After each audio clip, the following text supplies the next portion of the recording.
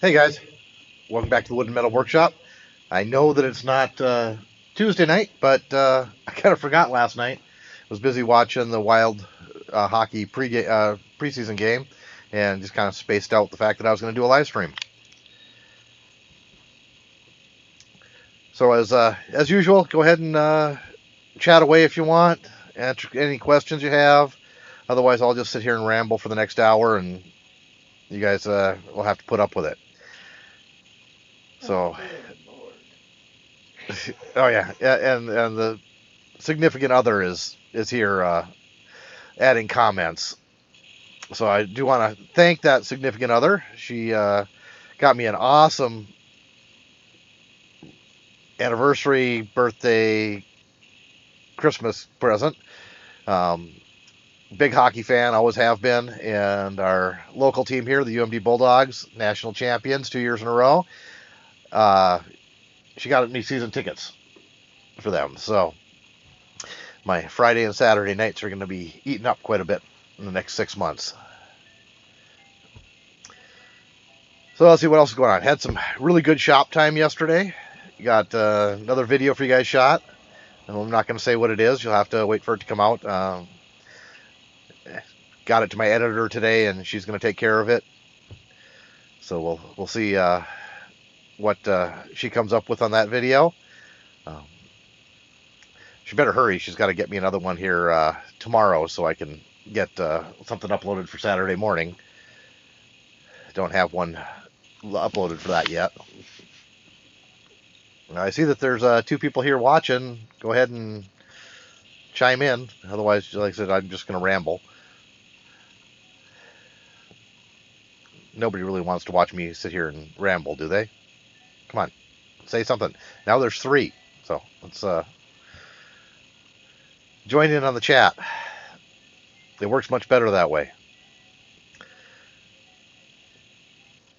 So let's see. Today was a fun day at work. Not that's extreme sarcasm there. Got to spray paint a ceiling, including all the mechanicals that were up there. Customer chose white, so I looked like a snowman. By the time I was done, of course, I started out in a white paint suit, but uh, everything was covered in white. My beard was much whiter than it is normally. So that was a lot of fun. Let's see. Yeah, got some good videos planned for the next couple of months. We'll get those edited and uploaded for you guys. Oh, I'm supposed to say don't forget about the super chat. Of course, there's only two of you here. I don't think anybody's going to do a super chat, and I don't really expect anybody to.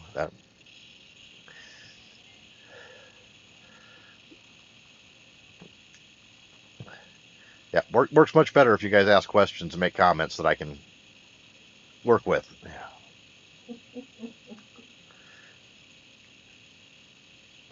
They're shy. Yeah, normally the people aren't shy. They go ahead and start saying something. Yeah.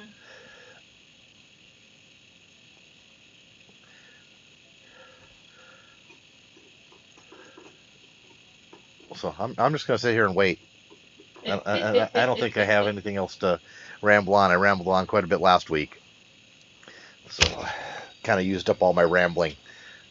I'm sure I'll come up with something. Helping your son-in-law to be. Oh yeah, my son-in-law to be and my daughter have been spending my Saturdays working on their house. I think I mentioned that last week. That's enough to keep anybody busy. They're putting on a little addition. They got spiral stairs going down through the center of the house right now between the two levels, and we're going to be putting in new regular stairs. Maybe I'll bring a camera along and shoot some of that. You can hear me cursing and swearing as I go cut through a floor and start figuring out stairs. They're not really. The people make them sound like stairs are much harder than they really are. If you just remember your rules, between a 7 and 8 inch rise and an 11-inch tread minimum, you're in pretty good shape. So it's not that hard. You just take your total height from one to the other, divide it by 7 and see what number comes out closest. So, as long as you're between that 7 and 8 rise, and like I said, minimum, well, you can probably get it with a minimum 10-inch tread, but I like an 11-inch tread if I can get it. Just makes climbing stairs so much more comfortable. So other than that, then it's just laying it out and cutting a test stringer, putting it in, checking it, make sure it fits right, and then cutting your other stringers and putting them in. So it's not rocket science. It's a little bit of math, and just about every one of us carries a phone around. I think there's actually an app for figuring out stairs. I haven't looked. I just use a calculator, but I'm sure there's an app for it. Everybody, there's an app for everything. Uh, if you watch R&R Builders, guy who builds barns, he's got a really good construction app on his phone that he recommends. I haven't tried it, so I couldn't answer that for you, but he seems to like it. So, ooh, there's 4 people watching now. No comments. Down there at the bottom on the right, it says "say something." You click on that, and then you type, and then you hit enter, and it shows up on my screen too, and I can work with you on it. So, come on, say something, anything. How's the weather where you're at? Here, it's gone from fall back to summer. It was,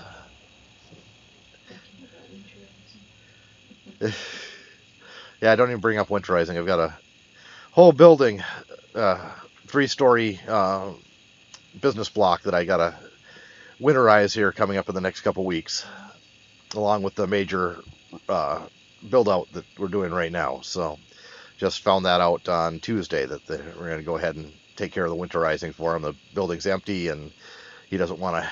It's in the process of being sold, and he doesn't want to deal with the utility bills until everything's closed up. The closing happens, and it's not his problem anymore. So we're going to go ahead and drain all the water lines and winterize all the drains and shut down the heating system and AC.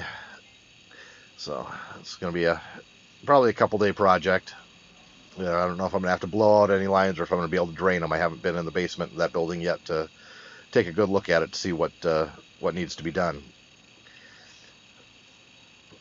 Somebody asked me the other day how I learned how to do all this stuff, and to be honest, the way I learned it, mostly by doing, going out and trying stuff and making mistakes, and then going ahead and correcting those mistakes and learning how to do it properly, or learning from people who are in the trades and have done it. Not that there's a whole lot of people out there who would teach you how to winterize a building, but it's not, once again, not rocket science. Anybody can do all the stuff that I do. Just take some time and learn how to do it.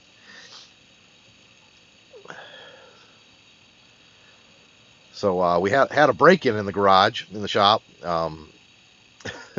over the winter, or the snow slid off the roof this spring and damaged the fascia on one side of the garage, and I had noticed it. It's the side of the garage you don't see very often, and I got out there and opened the door, and part of the ceiling is laying on the floor, and there's a baby raccoon in the garage. Oh, buffering. Okay, there we go. And so I had to carry this baby raccoon outside. I don't know if Mama came and found him or not. I put him off to the side of the shop in the woods and left him there. But we started fixing that problem yesterday. My oldest son Colton, you've seen him in some videos, some of the older ones. He went ahead and started ripping the rest of the fascia off. There's some rotten spots in it, and putting up the new wood. So get that all closed up, and then I'll bend up some what's it called, sheet steel, aluminum, of the green color to match the shop, and go ahead and cover all the new wood with the trim panels. Keep any animals from chewing their way in again, and hopefully we got the snow sliding off problem solved too. Hey, we're back down to one viewer. I think that's probably me. So I don't know if that counts me or not.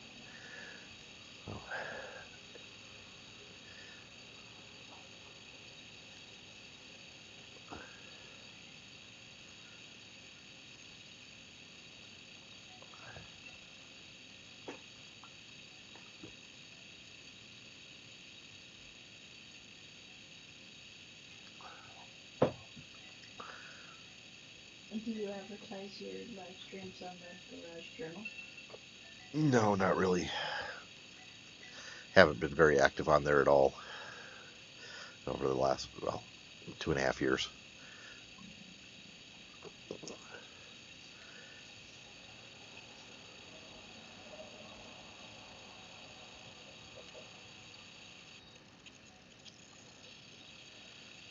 I think I mentioned last week that I sure wish I could be able to do these live streams from the shop, so I could actually be doing something while talking to you guys. But the internet out there is just not good enough to run a live stream. I did a test on it, and it didn't work very well.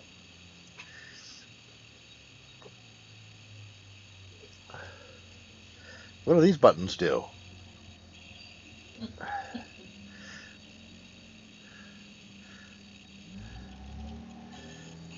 Hey, Paul, how's it going?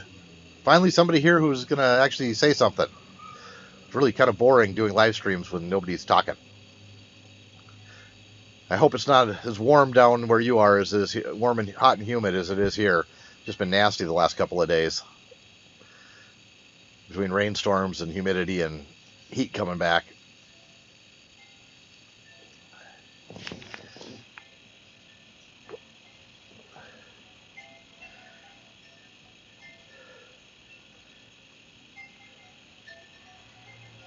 I'm doing really well. Yeah, I was talking a little bit earlier today. I had a interesting day at work. We had to paint a ceiling, spray paint a ceiling uh, today, and it was white, so I turned myself into a snowman.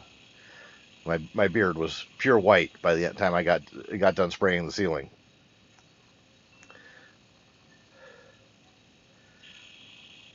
Oh, good. I'm glad it's not super hot there. That's just kind of miserable.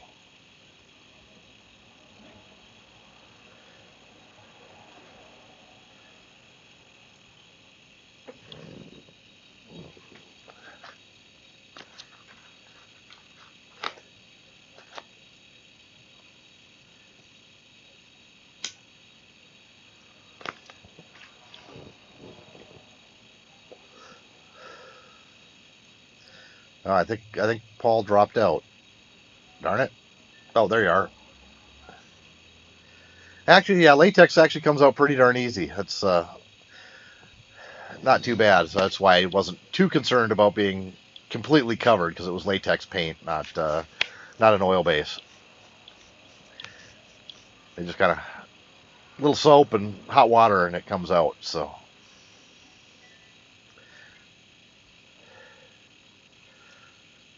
what projects have you been working on lately? Anything interesting that's coming out soon?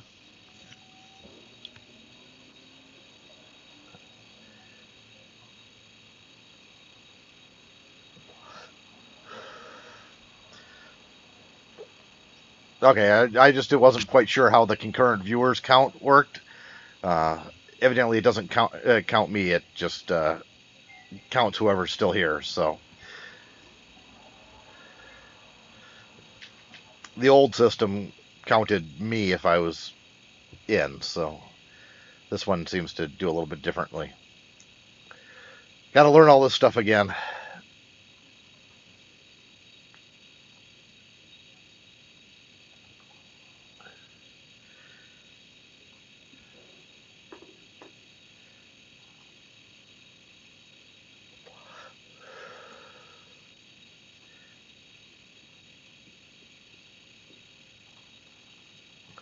Okay, yeah. Well, helping people is more important than making videos. The lathe, I think that's just cool. Building one from scratch. That's just something I'd never tackle. I think I mentioned that to you before. It's just not. I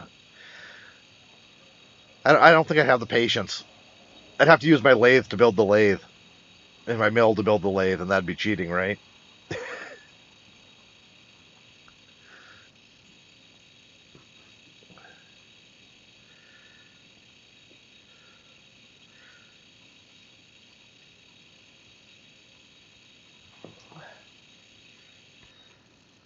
Yeah, there's all these cool little buttons I can press on this new one. Kind of interesting.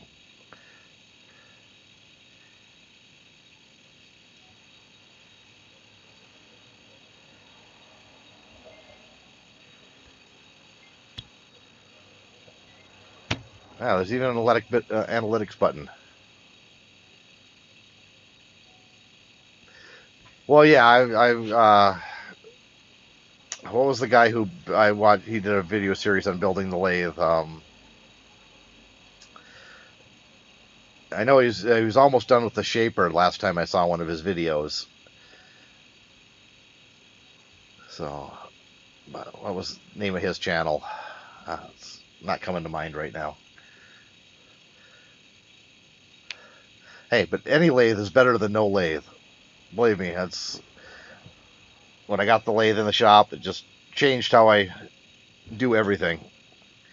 Well, I shouldn't say everything, but yeah, it adds an option for doing everything. Yeah, maker size. Yep, that's it. I don't know if he's done a video lately. I haven't had anything pop up in my stream of his stuff. I know I'm subscribed to his channel.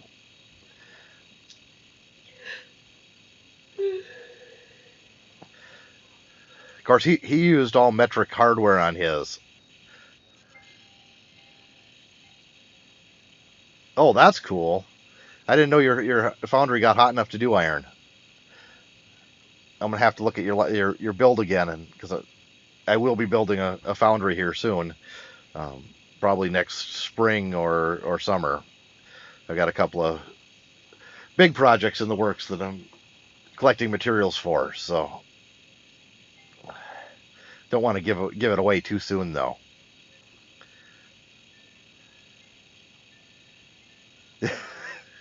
I would, if it's available to you, being able to turn some of those parts to a lot higher tolerance than you can as you're using the lathe that you're building to turn stuff.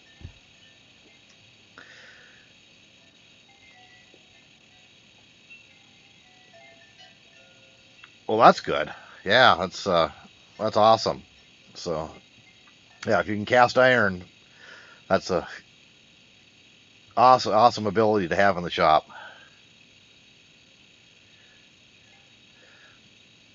What are you using for a crucible?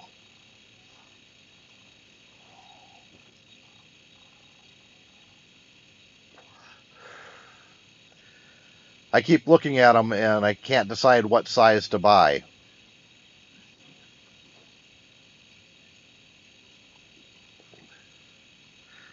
I know I want one big enough to do some larger parts, but just their nomenclature for the what it is.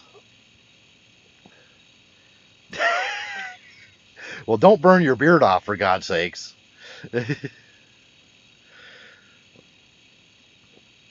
That would be bad. Take it from experience. Little kids cry when dads shave off their beards. Do you know what size you have and how much it holds, or just to kind of give me some idea?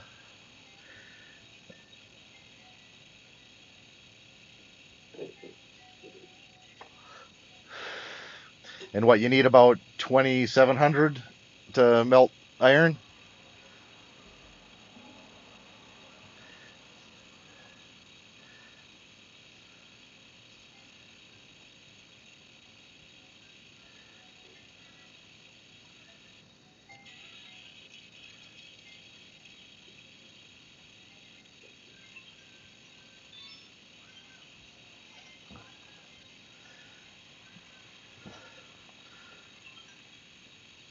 Yeah, I singed my beard a little bit yesterday on the video I was shooting yesterday, but that was with the welder. 4, 6, and 8. Okay. And what's the diameter on the 8? Do you happen to know offhand or a close guess?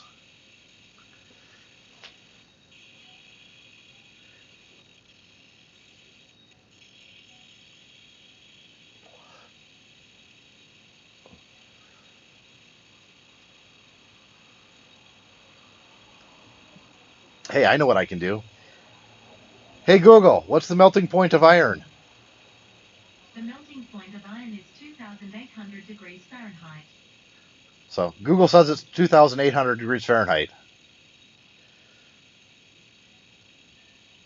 Yeah, and that always gets me because I never know how much brass um, it would 8 pounds be. So it's but I got some projects that I want to cast and need to get a forge and a furnace and a burner built for it. I'm thinking about doing the uh, diesel kerosene waste oil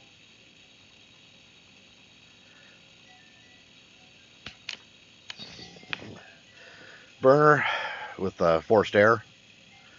Got that nice new compressor in the shop. It'd have no problems keeping up with the little bit of forced air into the furnace.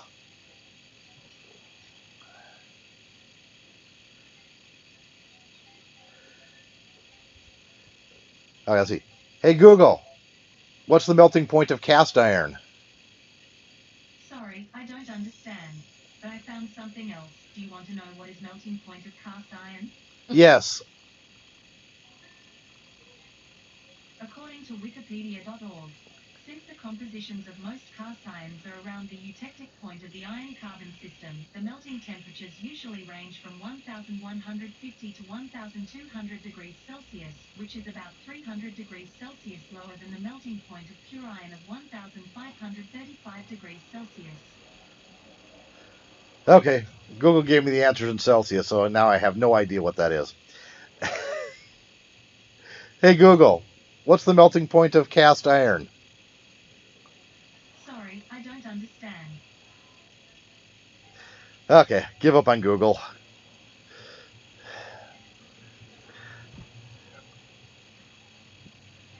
Anyways, it was 1,150 to 1,300 degrees Celsius, whatever that comes out to. Not exactly sure, so I could ask Google, but should probably give me, what the temperature of the sun is or something like that. Yeah, I have Google set to the Australian female voice on the Google Home and on my phone.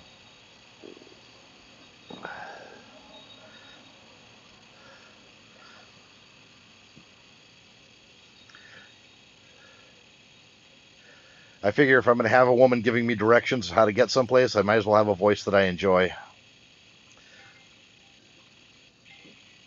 You don't give me directions, dear. I tell you where to go frequently, though. Yeah, yes. All right, 22 degrees, 2,200 degrees Fahrenheit. Thanks, Paul. So I'm thinking about building the furnace using kale wool and castable refractory. I haven't quite decided on a design yet. There's so many more out there that I just need to go and figure out what to go ahead and build it out of.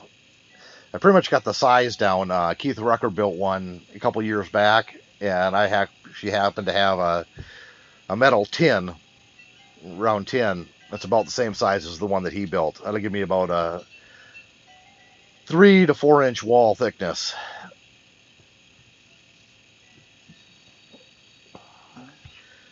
So should be plenty of insulation in there. Then I just have to figure out how to a cart for it so I can move it around, take it out of the shop to use it, and a lid design. Always the fun part, the details.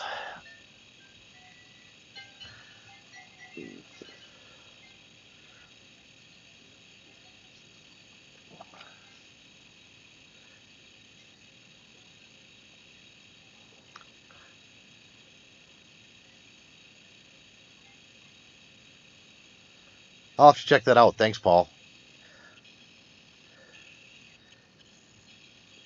Aloya. Alloy Avenue. Okay. Some of these websites, their names just you got to look at them 3 or 4 times before you can figure out what it actually is. Yeah, I really like your design. I think that's a great design for a home foundry. Quick and easy to build, not that expensive, and it works. Kind of like King of Random's original one.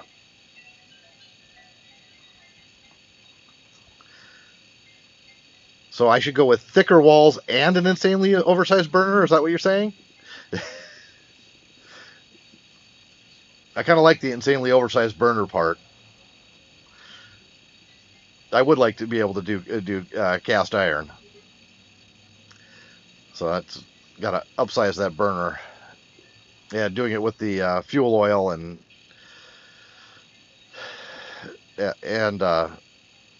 air makes it much cheaper to run too. In fact, I saw one that was using used waste oil from car engines to run it. He was getting some pretty good heat out of it too. So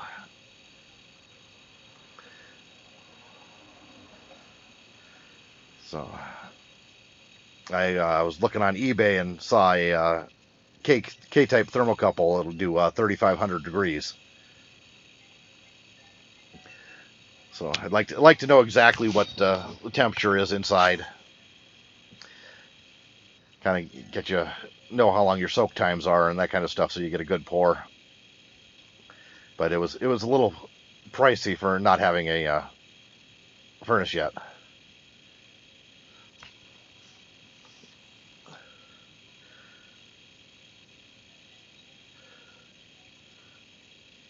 Yeah, they really are. And like I said, way cheaper to run than propane burners. Well, we'll have to see what design I come up with for a burner. I had a nice furnace, oil furnace burner. Yeah, I don't have to worry about the neighbors, fortunately. In fact, most of the time when I'm at the shop, they're not even around, so it's not.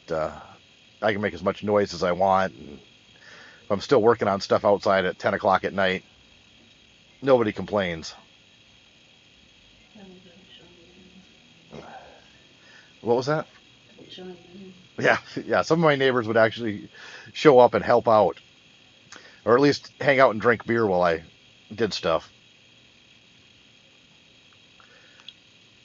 So I see there's some more people in here. Other people can say stuff besides Paul.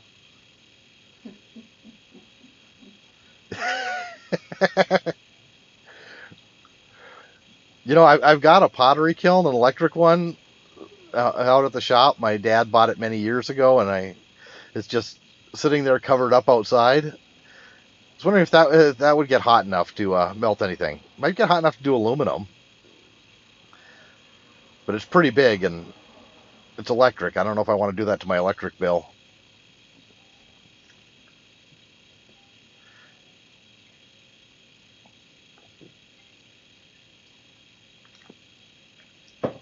If I didn't mention it, my wife is sitting here next to me and making snide comments.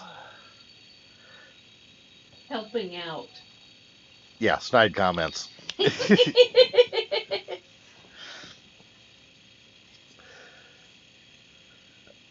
I actually had a supervising job a couple weeks ago. I got to stand there and lean on a shovel and watch other people work.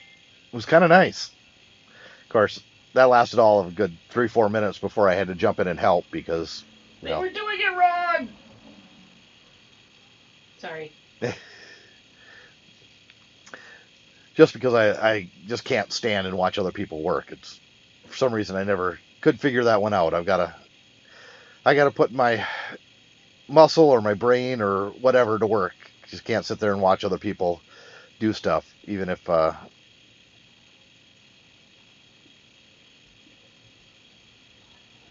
yeah, that's why I know there's I've seen a few videos where guys have made uh, electric foundries, but foundry furnaces, but I just couldn't figure out. You got such a slow heat time on those.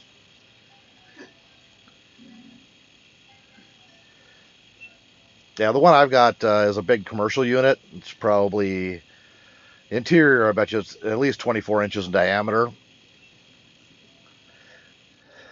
and I think it's got 6 heating coils in it. It requires two 220 volt circuits to run it, 3 on each, three heating coils on each circuit. And it's got two separate thermostats. Ooh, I wonder if there should be a thermostat in there I can steal. It's got to have a K-type thermocouple in it. Tell what the heat in the kiln is. I might have to take a look at that when I get around to it. Otherwise, it's just sitting outside going to waste. So it's just a nice shiny piece of metal sitting behind the shop. It sat in the shop for like 2 years. It was always in the way, and finally I said, you know what? We're not using this thing. It's got to go. So put it on a pallet outside and put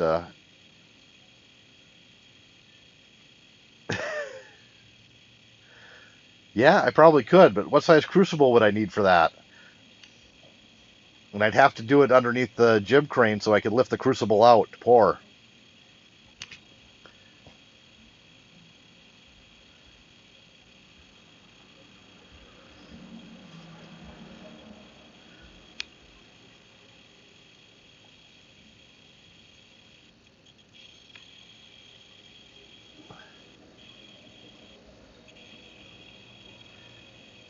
A potter named Simon Leach.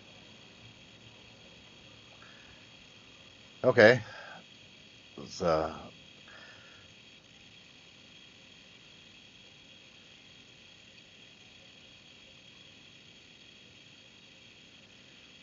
I've got a whole box of the pyrometric cones too. Uh, they came with what happened was my father went to an auction and he bought all the molds, or a ton of molds. I'll bet you there's 500 molds that he bought for doing ceramic castings, and got the kiln too. And thought he could go into business making. Well, actually, his idea was that I should start casting and firing ceramics. I had no interest in doing it. Not to mention filling those things up with slip and spinning them around and dumping the excess slip back out. That stuff's heavy. Not that steel isn't heavy, but it's a lot more forgiving. If you drop steel, it just makes a lot of noise usually. And if you miss your toes, you don't make any noise, and you pick it up and go back to work.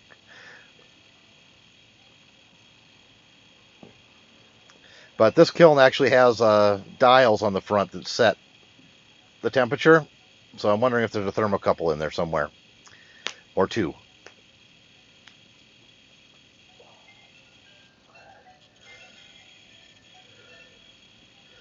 And I can plug a K-type thermocouple right into my multimeter, and it'll give me the temperature readings. Don't need any other fancy parts. Just plug it in. I've already got a small one that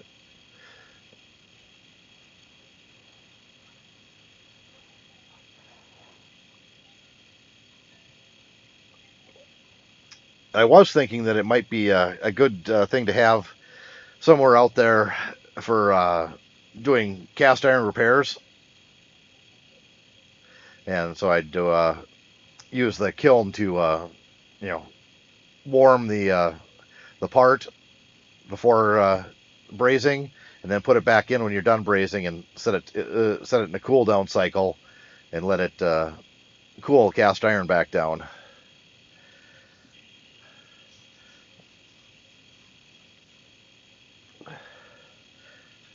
Not that I do a whole lot of cast iron repairs anymore.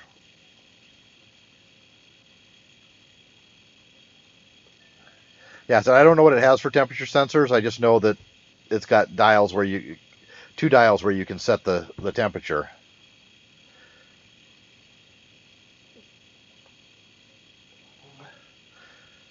So now you're going to have to do a video on molding something out of clay and firing it. Now that you've told everybody, all the four people here, that you have the parts to do it.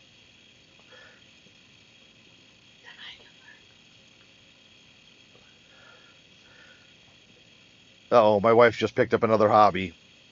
Now I'm going to have to do a video on building a spinning wheel, a spinner. What is it called? Throwing? A throwing wheel? A throwing wheel. Well, I wouldn't need that. I'd be making molds of human faces to turn into zombies. You know that.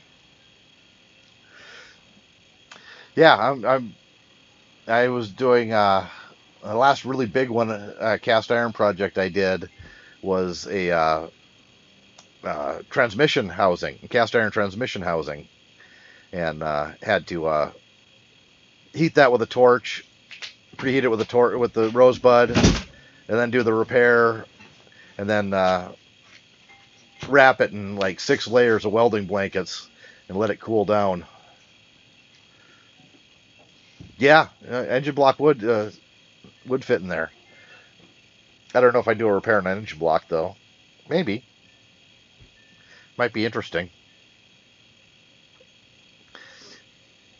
But then again, if I have a foundry furnace that can melt cast iron, I'd probably just turn the engine block into something else.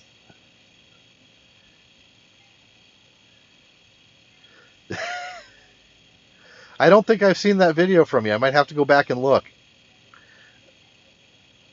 A pottery wheel from a washing machine.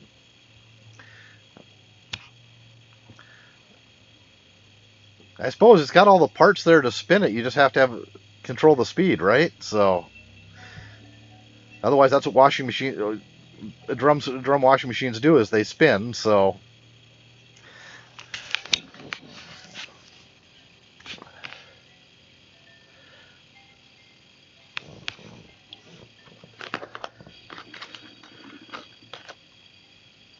I was thinking about ripping the controls out of an old front loader that I had and saving them, but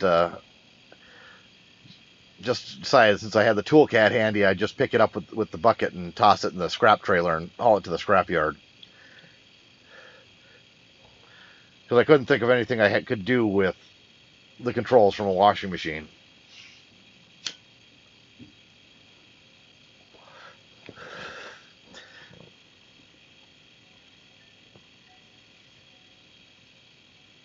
Ah, okay. But, oh, geez, Paul. Yeah, I know. Sometimes it makes more sense to buy something rather than build it.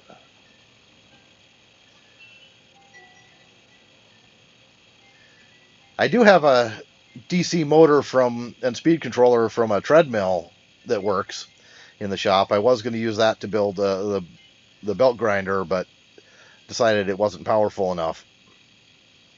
But that probably would spin a wheel just fine. And it's already got a nice big pulley on it, so putting a table on top of it, a mount, or maybe I'll just turn it into a weld positioner.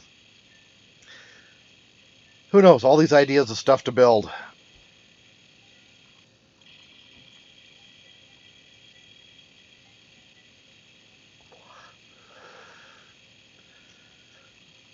Unfortunately, I don't think I have enough time left on this planet to build all the stuff that I'm planning on building.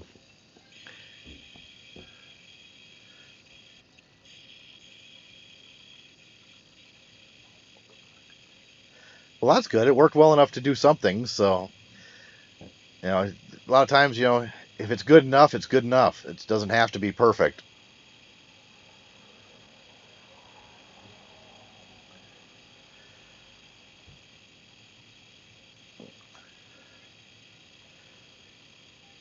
So, anybody else going to talk besides Paul, or are you just going to look at Paul and I have a conversation here? Not that I'm Paul. Not that I'm not enjoying a conversation with you. I am. I just want to get more people involved if they can. If you other guys who are here don't watch Paul's Garage on YouTube, go ahead and check out his channel. He's got a lot of interesting videos.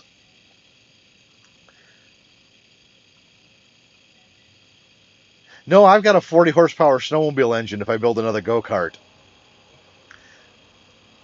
I built one of those when I was in high school. It was a little scary to drive.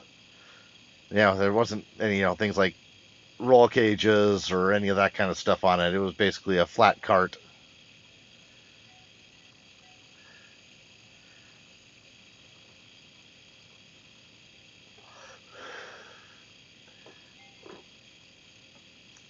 Yeah, supervising, making sure that we don't say anything that we get the video demonetized.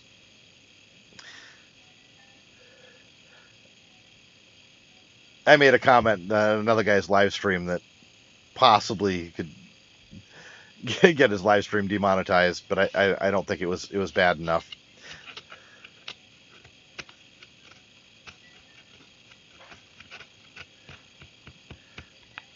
Yeah, but you got a lot of good older videos to go back and watch. That's one nice thing about YouTube is the stuff is always there. I find that I'll something will pop up in my feed that I've never seen before, and I'll go back and watch their old videos and see how their channels progressed from the beginning. And a lot of cool projects out there. A lot of guys doing really cool stuff that it's going to be there forever. As long as the internet's around, we'll have those videos to go back and watch and learn something. One of the conversation I had with one of my coworkers a couple weeks ago over lunch was that if you're not learning, you're dying. I'm 51 and a half years old, and I try to learn something new every day. And not that I'm going to remember it because I'm old now, so I'll just forget what I learned. But just got to keep pushing, keep learning, keep trying new stuff, and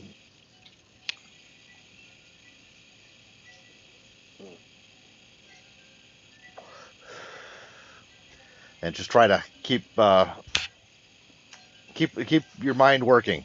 As long as your mind's working, you're living. So, and it's never bad to learn something new skill or a new way of doing something. And I mean, one thing I was talking with a guy, and I was doing some layout on some 2x4s and for wall studs, and he said, "Well, where'd you learn how to do that?" I said, "Oh, my grandfather was a master carpenter. He taught me this when I was 5 or 6 years old, how to do wall layouts the proper way." And it's just something that's always stuck with me.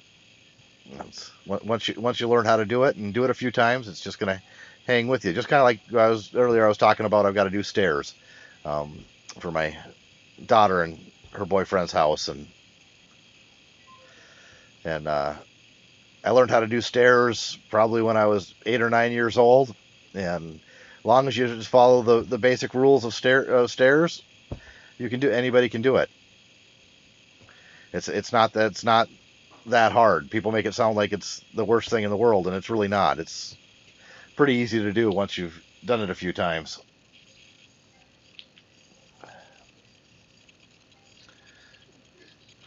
And if anybody wants to know, again, here I mentioned it earlier, but the rule of stairs is the rise is between 7 and 8 inches, and run you pretty much a minimum of 10 inches. I like 11 for most of my interior stair projects. An 11-inch tread is pretty good for most people's feet. So, and then it's just math from there, and it's not really difficult math either. So, if you got a total of 70 inches floor to floor, well, you divide that by 7, you get 10, or so you're going to have 10 rises, 10 treads, or 11 treads, depending on how you lay it out. So, it's not really a hard thing to do.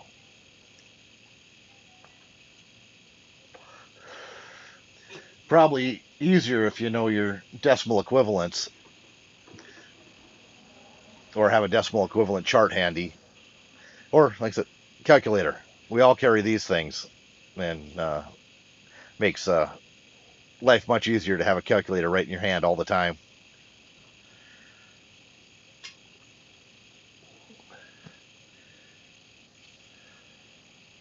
Hey, Robert, welcome back. How you doing tonight?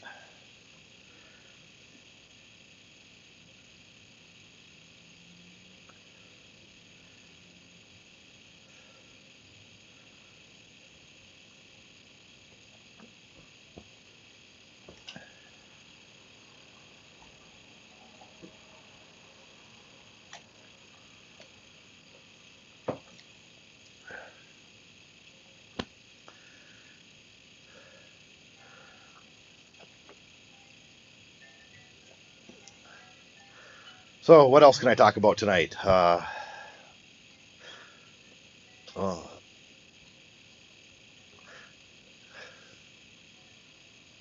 just getting off of work. Unfortunately, that wasn't me tonight. I was at the end of my day. I got to walk around and take a look at a condemned parking ramp for a project that's going on right now. Just had to look at some of the stuff there to see. Parking ramp's going to have to be torn down. It's condemned and concrete structure. Just the boss wanted me to go look at it and see if the building next to it was going to have to come down too. And pretty much, yeah, they're tied together, and it's gonna no way to get one down without damaging the other. So at some point, parking ramp and the building next to it will come down, and a new building will get built.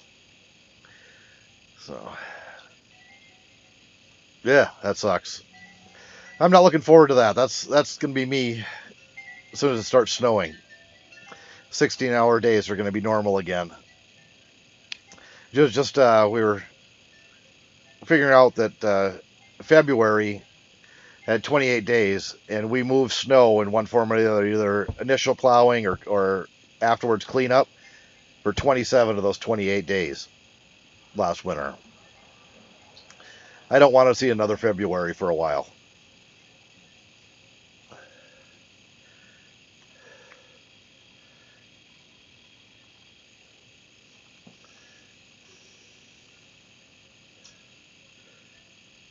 Uh-oh.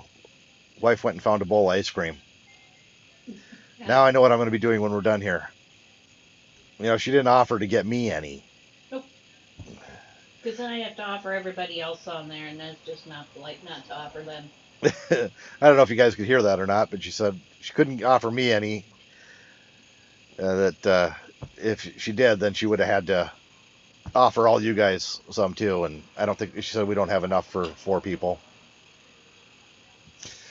So that'd be a total of 6 people. Yeah, that's my story. I'm sticking to it.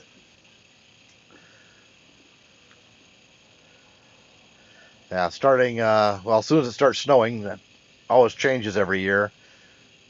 I'll be averaging every snowfall. I'll be averaging a 14-hour day. Well, I never said she wasn't nice. She's polite and everything. She's friendly to most people. I'm weird. And if you go back in my videos, there's a project I did for her where I was cutting up baby doll heads for some of her hobbies and artwork. Well, Paul says he'll take some. Oh, okay. Let me feed it to the disk drive. Fortunately, this laptop does not have a disk drive that she could feed it to.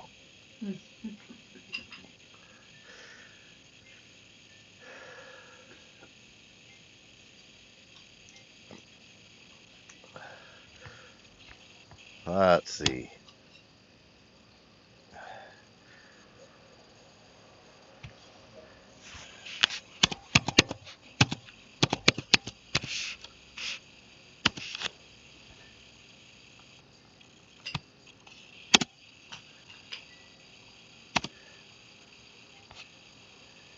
Well, no,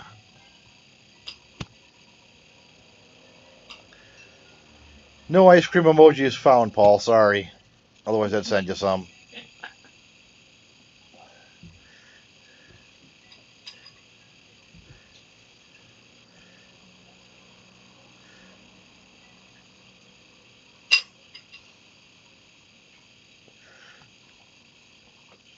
Fortunately, my wife does not ask me a whole lot to help with her hobby projects. Here and there, cutting up baby dolls, Holding yarn. occasionally holding a skein of yarn when she makes a ball. Um, I do have uh, two looms and two spinning wheels I have to repair. We'll see when I actually get to those projects.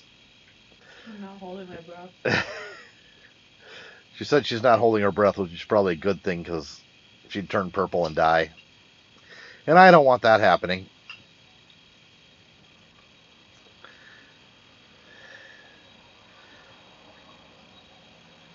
You threw in your investment of 29 years.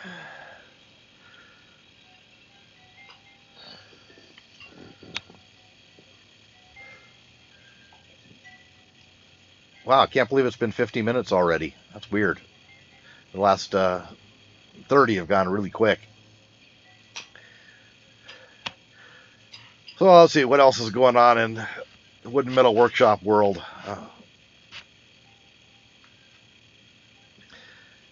Yeah, my wife shows up in the shop and then turns around and leaves. Something about smoke, dust, noise that she doesn't like. Smoke and bugs. That's what it is. That and if I have the shop door open, then there's bugs in there, she said. So, and I think I mentioned it before. This group was in here is that we had a break-in in the shop, and so we had a raccoon in there. Didn't do too much damage other than knock down part of the ceiling. So we're replacing the soffit and fascia on that end of the building, so we don't have any more of those little bandits in there.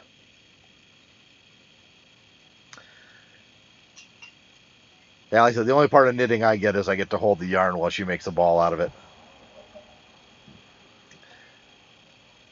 Yeah, I saw your comment. Thanks for getting back to me. I kind of looked at that one. It's a looks like a pretty nice darn nice machine.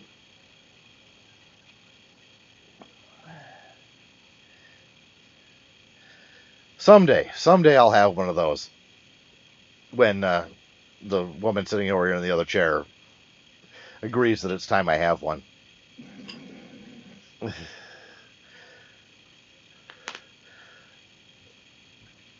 Something about spending more than a couple $1,000s at a time scares her. So unless it's real estate or a car. What was that?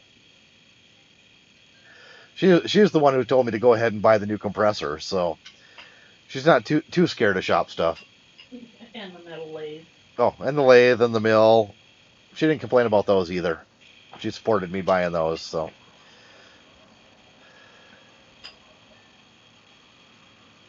no, I'm really looking at the Torchmate. That's it's expensive, but they added some more features to it in the newest model that really makes it look like the machine that I'd want to get. And they had they just that it's yeah the Torchmate has a lot of things that I really like. The integrated software, computer, um, everything all tied up to one manufacturer. So if you have any questions about anything, you're not chasing your tail around. If you're having an issue, it's one phone number to call.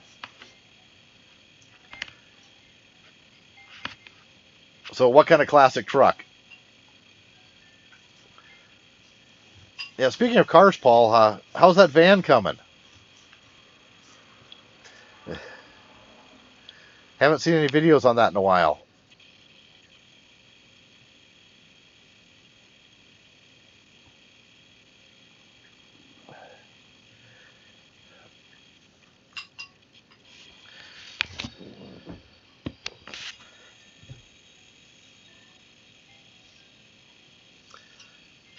I mentioned last live stream that I've got 62 International Scout 80 that will be showing up at the shop sometime, hopefully fairly soon. I got a few other things to do before I pick that up and bring it out.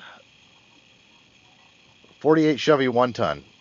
Just tell me you're not going to slam it to the ground and I'll be happy. Those trucks had such a beautiful stance right off from the factory.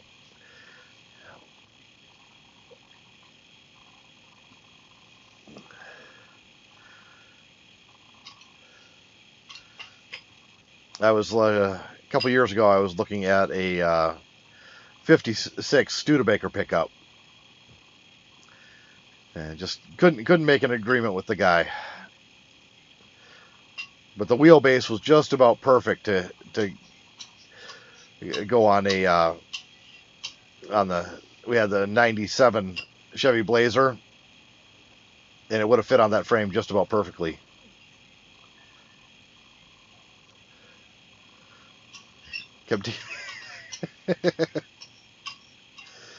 Yeah, they always are.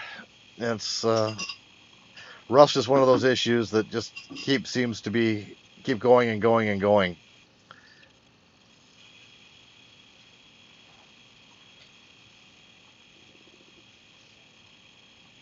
'48 Chevy fire truck. That's going to be a cool vehicle.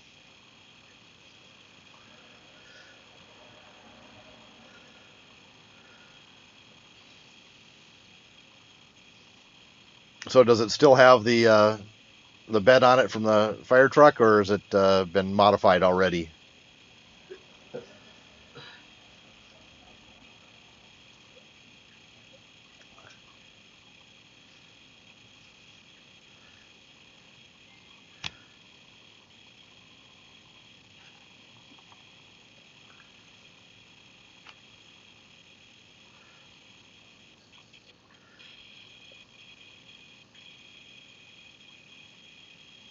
Oh, it must be in really nice shape.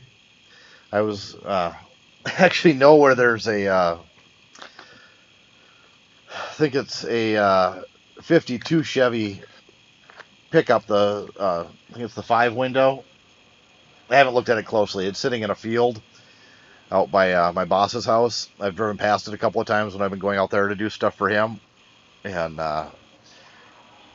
keep meaning to say I'm gonna ask or stop and ask and see if I can find out if they'd sell it or not. But just haven't had the time when I was out there, or didn't see any cars parked in the driveway. All right, got a pumper bed now, and you're gonna go to a flat bed. Well, I know there's a guy who just got some great videos on building flatbeds, so you might want to check those out. Shameless plug. Yeah, I know.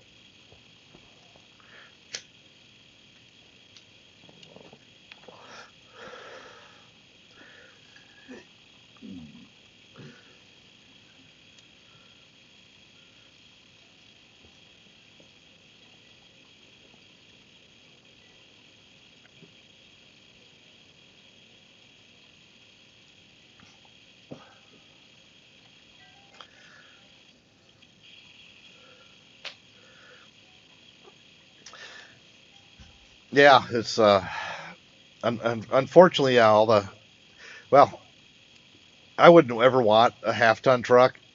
I've had a half-ton truck. It didn't hold up to me very well, and that was a fairly new one at the time. So I always tell people that when they ask, "What do you need a three-quarter ton truck for, or a one-ton truck?" Because I'll kill anything smaller. For some reason, I treat trucks like trucks.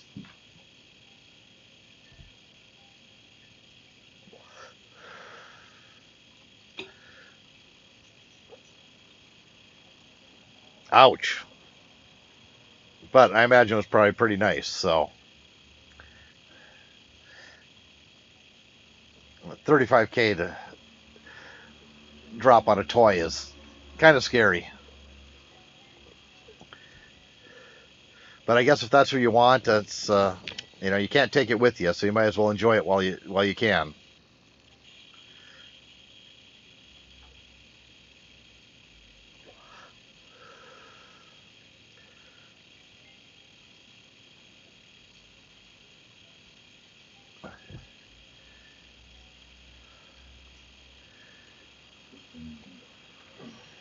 I'm gonna have to go back and edit this video now. I'm not talking enough. Waiting for people to make comments and not getting enough comments. No, watch out. Is that a Gumby tie I saw on the floor? Yep. I'm It's s- for one of you guys if you need a tie. I'm stealing that for prom, by the way. There you go. I was hoping so.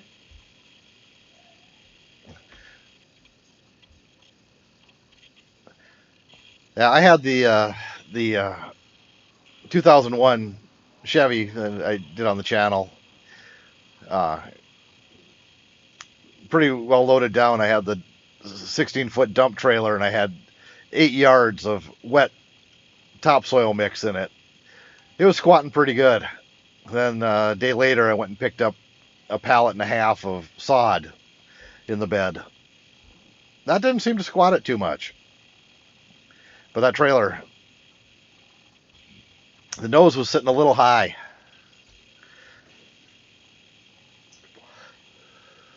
I forgot to call Calvin and yell at him to practice guitar at 8. You need to start calling yourself Discord. Yeah, I love having a 3/4 ton or a 1 ton. The new truck that we bought for work is a 3/4. Of course, I put a 1,000-pound plow on the front of it, so kind of need the 3/4 ton just to carry that weight on the front end. Now I got to get some counterweight for it. I'm thinking about 500 pounds of 1-inch plate in the back. Should take care of it pretty well. Did you guys get the nice plow? Yeah, I've got the Western Whiteout. Yeah, the one I'm looking at. Yeah. The one that you made me look at. Yeah, so I got a Western Whiteout plow, 8 to 10 foot. It's going to make my plowing this winter so much easier with the bigger plow. Coben's saying I've got something on my shirt that you guys can probably see. You have like dandruff or like ash or something? No, it's paint still flaking out of my beard. Oh, what were you painting today? The ceiling. Oh.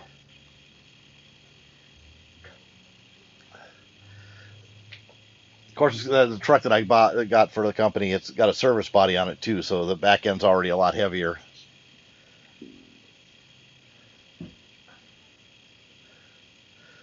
Yep, that's about how it should be, Paul. You got to have those big rear springs to carry the weight.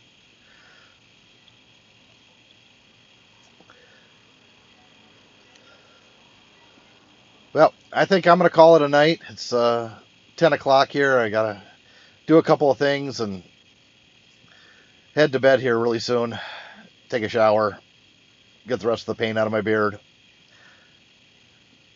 Thanks for tuning in, everybody, and I'll try to actually remember to do this on Tuesday night next week. Don't know what time again. It depends on what time I get home from work, what time we have dinner, what else is going on. But we'll see you then, and hopefully I'll have a new video out on Saturday. I got to talk to my editor and see if she's got the next video done yet, so she can get it to me tomorrow, hopefully, and I can get it uploaded. So, catch you guys. Thanks for dropping in.